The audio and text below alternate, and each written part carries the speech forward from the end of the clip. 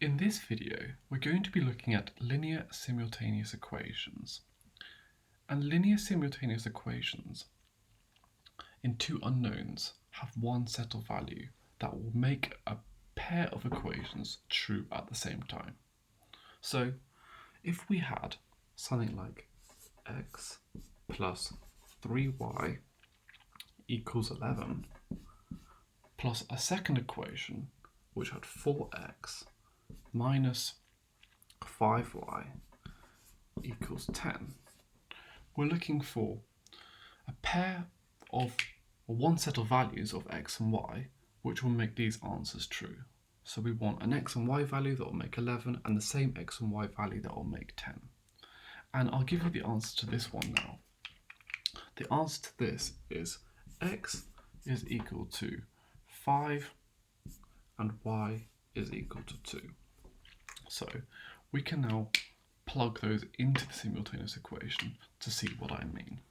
So x equals 5, so we have 5 plus 3 times 2, and that would be 5 plus 6, which is equal to 11, and that's correct.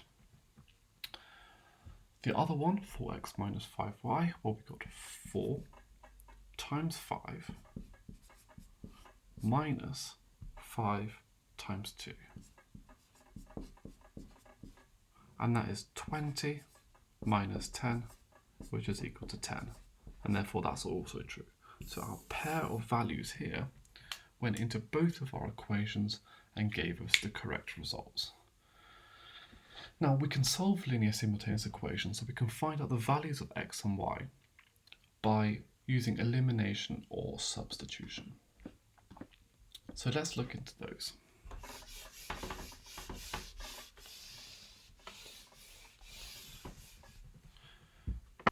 So we've looked at how to solve a simultaneous equation by elimination, but now let's look at how we can do it by substitution. So let's give you an example. If we have 2x minus y is equal to 1 and 4x plus 2y is equal to negative 30. Now to solve this simultaneous equation by substitution, we want to get a value of x or a value of y by itself so that we can plug that into the second equation and therefore eliminate it. So that may sound a bit confusing, but if I give you an example, it shouldn't be too bad. So we can probably get y here by itself by doing the following. 2x minus y equals 1. If we add y to both sides, we get 2x equals 1 plus y, and therefore y is equal to 2x, and we can take 1 from the 2x, so 2x minus 1. And we can take this value of y then and put it into this equation here, and by doing so we're going to eliminate our value of y. So let's do that. This will give us 4x plus 2, put in this expression instead of the y, so we've got 2x minus 1, that equals negative 30. And we can expand this now to give us a full and easier equation to work with, so we can find out the value of x. So we've got 4x plus 2 times 2x is 4x, plus 2 times minus 1, which is minus 2, that is equal to negative 30. And let's simplify this further by adding our x's, so that gives us 8x, and minus 30 plus 2 is going to equal negative 28. So therefore x must equal negative 28 divided by 8, which equals negative 3.5.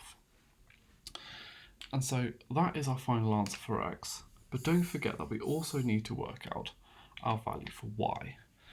And to do so, we're going to plug in this negative 3.5 into our first equation so that we can find this value. So we've got 2 times negative 3.5 minus y will equal 1.